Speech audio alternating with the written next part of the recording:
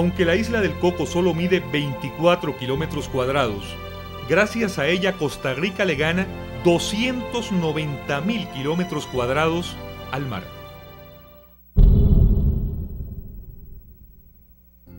Nuestro país tiene 51.000 kilómetros cuadrados, con el mar territorial, que son las 12 millas cercanas a la costa, y la zona económica exclusiva de 200 millas, nuestro territorio terrestre y marino tiene 350.000 kilómetros cuadrados, pero con la isla del Coco se suman 290.000 kilómetros cuadrados más, casi el doble de extensión.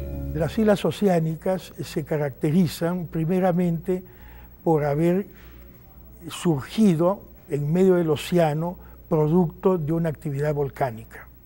Esta isla oceánica, que emerge por una erupción volcánica hace más de 2.000 millones de años, está perfilada por imponentes acantilados que llegan a medir hasta 180 metros de altura, algunos de ellos bañados por impresionantes cataratas de agua dulce que caen al mar.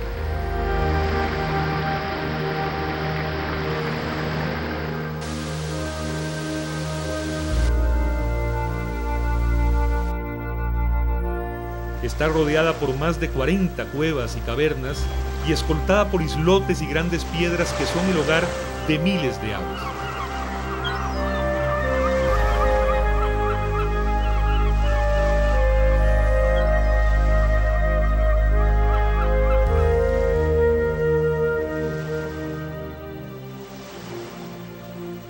Los 7 metros de lluvia que caen cada año nutren pequeños ríos y quebradas que atraviesan la isla cubierta por un bosque siempre verde y tupido.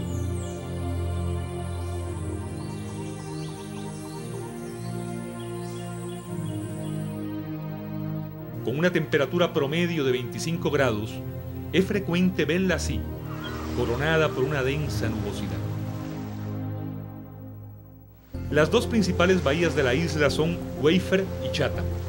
Precisamente en esta encontramos, como vemos, inscripciones en piedras dejadas por algunos de los visitantes que han pasado por la isla en los últimos siglos.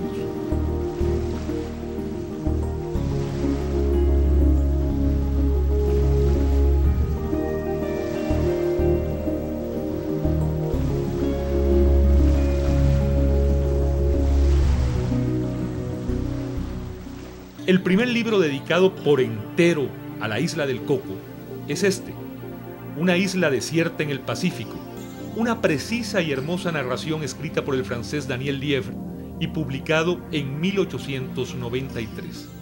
De cualquier lado que se aborde, la isla presenta el aspecto de un lujurioso macizo de verdor que levanta encima de las olas un zócalo de abruptos acantilados.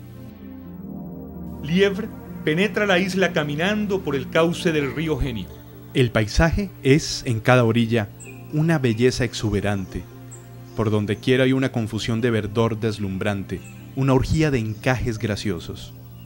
En las 24.000 hectáreas prácticamente se ha desarrollado una biota, me estoy refiriendo a flora y fauna, excepcional.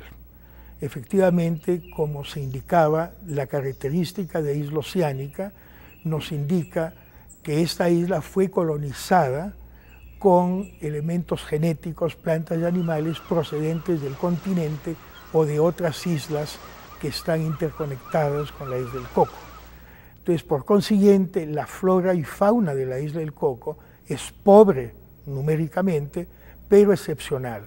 Se produce un fenómeno interesante de especiación, que quiere decir que muchos de estos organismos que llegaron a la isla del Coco tuvieron que adaptarse y por consiguiente se crearon nuevas especies que son especies endémicas, que el único lugar del mundo donde se encuentra es la isla del Coco. Entre los animales endémicos está la lagartija de la isla del Coco que vemos en esta imagen y también la salamanquesa o gecko.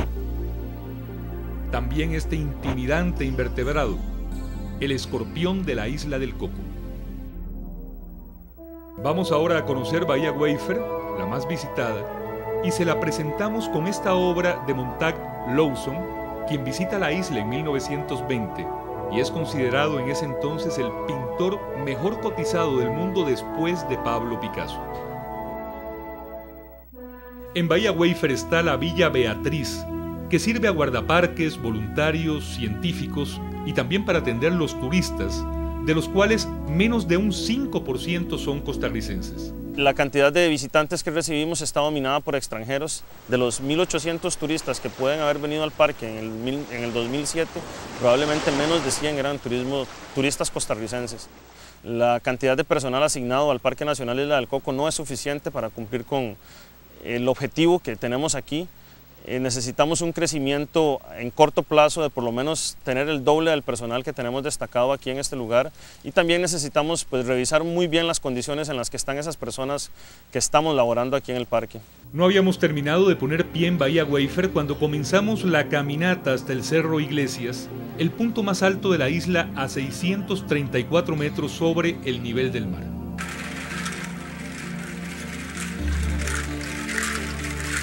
Cerca del río Genio, el más grande de los 3 que atraviesan la isla, pueden verse los innumerables túneles realizados por el alemán Augusto Gisler intentando encontrar el tesoro.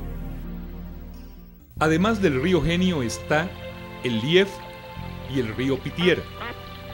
Desde el continente llegaron 5 especies de peces de agua dulce y de ellos 3 son endémicos. En estas imágenes vemos el chupapiedra y el gobio. En la isla encontramos 114 especies de aves, de las cuales un 10% son nativas. En nuestro camino vimos 2 que solo viven en la isla del Coco, este cuclillo y también el pinzón de la isla del Coco, que forma parte de la misma familia estudiada por Charles Darwin en las Galápagos y que le permiten desarrollar su revolucionaria teoría de la evolución de las especies. También está el charrán blanco, que viene a anidar a la isla y que por su costumbre de volar cerca de la cabeza de los visitantes se le conoce como la palomita del Espíritu Santo. Al cabo de 2 horas de camino ingresamos en un bosque nublado que comienza a los 450 metros sobre el nivel del mar y donde predomina el palo de hierro, que es un árbol endémico muy común en la isla y que en esta zona generalmente está cubierto por musgo.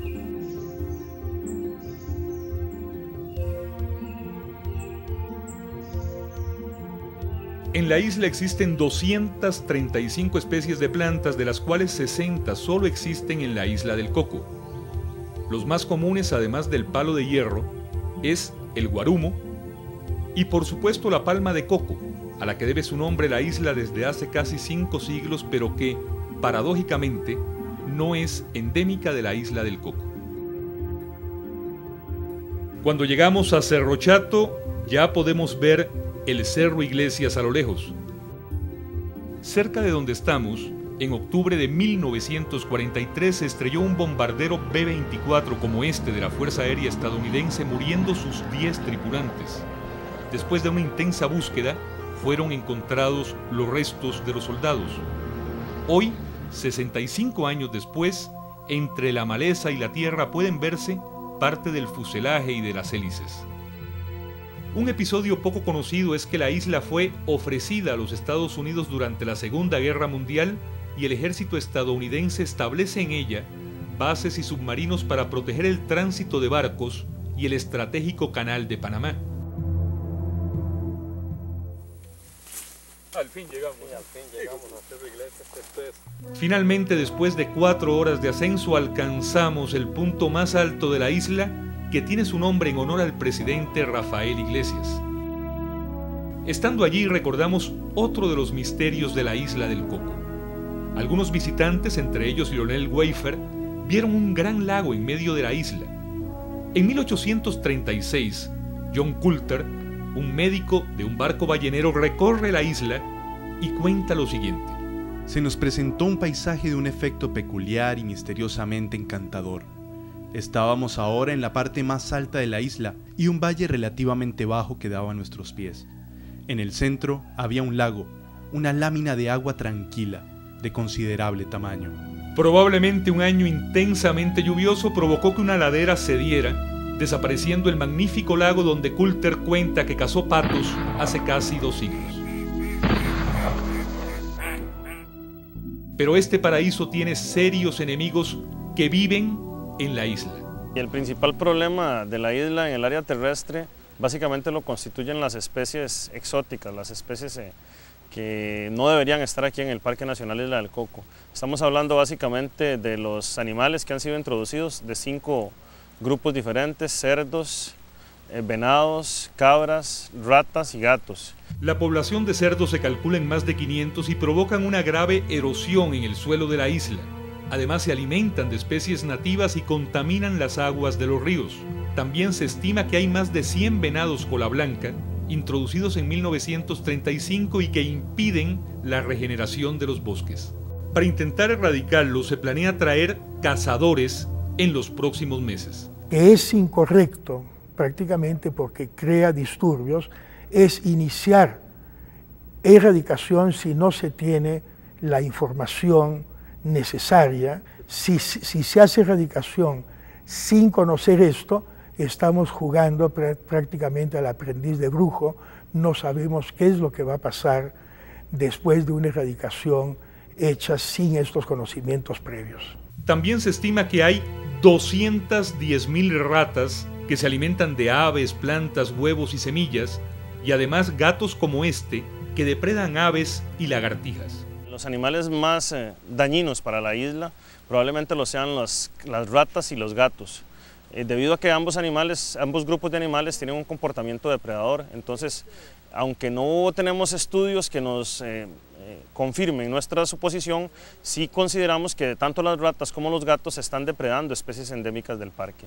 Podríamos estar hablando de que están incidiendo en las aves endémicas del parque y también en las lagartijas y pues probablemente también en algunas otras poblaciones migrantes. Pero eso no es todo. El café es la que se ha convertido como en la más importante para nosotros en el tema de manejo, pero igualmente varias otras especies invasoras, entre ellas varios zacates y también pues varias especies de árboles frutales que no constituyen pues una amenaza, pero sí una amenaza latente, pero sí una amenaza importante para manejar. Creo que el Estado no ha captado en su totalidad, digamos, el gran reto que tenemos por delante aquí en la Isla del Coco, y pues hace falta todavía comprenderlo más y asignarle más recursos para que, digamos, que haya un cumplimiento completo de la misión del Estado de preservar estos recursos aquí en la isla. Son muy grandes los retos que existen.